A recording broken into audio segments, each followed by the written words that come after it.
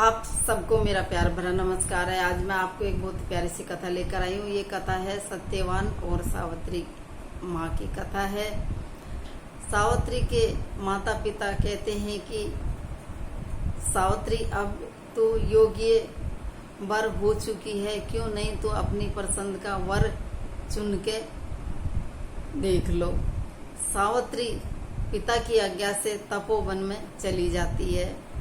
तपोवन में एक राजा सत्यवान नाम का वर चुन लेती है। वर चुन के वो अपने मंत्रियों के साथ में घर आती है तो सभा में नारद जी भी बैठे थे।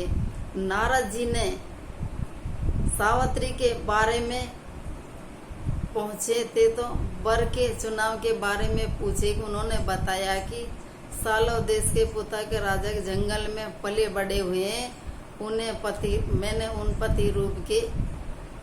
पति के रूप में स्वीकार किए, उनके नाम सत्य है।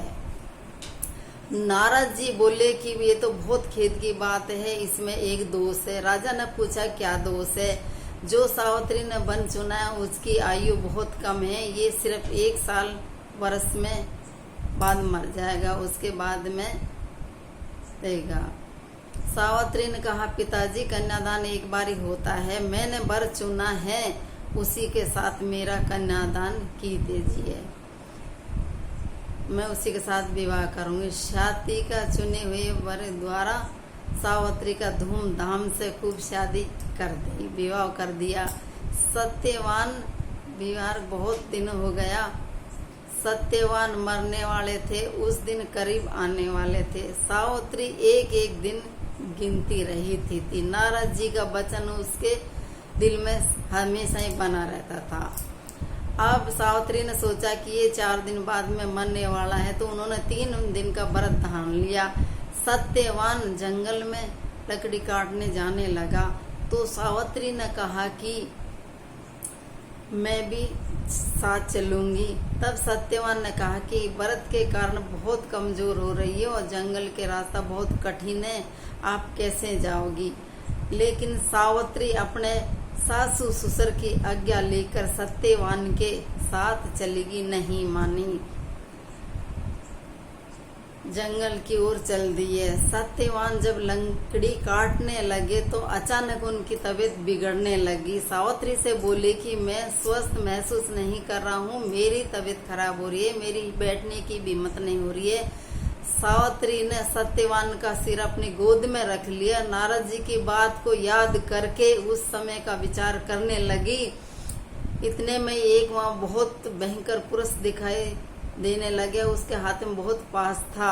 सावित्री से कहा कि तू पति व्रता स्त्री है, मैं तुझसे संहासन करूंगा। सावित्री ने कहा आप कौन हो? यमराज ने कहा कि मैं यमराज हूँ। जब वो यमराज सत्यवान के शरीर में से प्राण निकाल के दक्षिण ओर की दिशा में चल दिए। सावित्री ने कहा कि मेरा पति को जहाँ लेके जाओगे वहीं मैं जाऊंगी।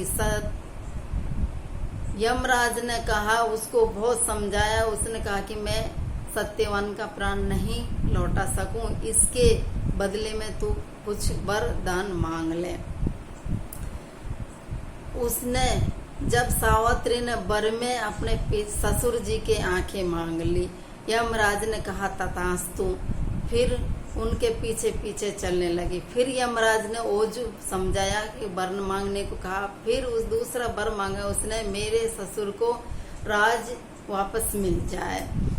उसने तथास्तु दे दिया।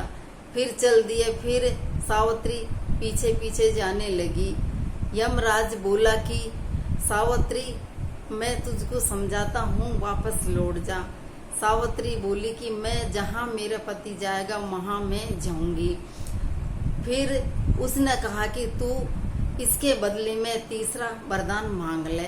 सावित्री ने तीसरा वरदान मांग लिया, मेरे पिता के पुत्र नहीं है, 100 पुत्र प्राप्त हो जाए। फिर उसने तथास्तु बोल दिया, तो अब वापस लौट जाओ। फिर सावित्री वापस फिर वापस जाने लगी।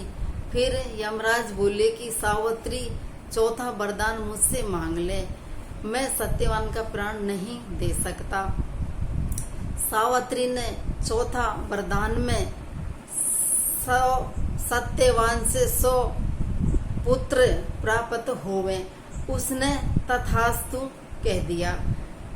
फिर सावित्री वापस जाने लगी।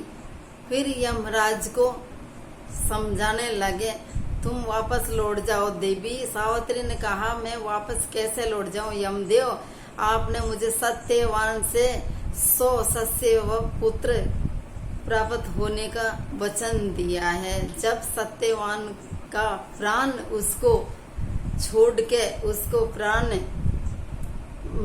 उसके प्राण छोड़ दिए, तब उसमें चेतना आ गई। जब सत्यवान की ये कथा आपको, जब घर आए दोनों सत्यवान की ये कथा आपको पसंद आती है तो आप सासु ससुरा की सबकी आज्ञा लेके गई थी, पतिव्रता व्रती। जय हो, धन्यवाद।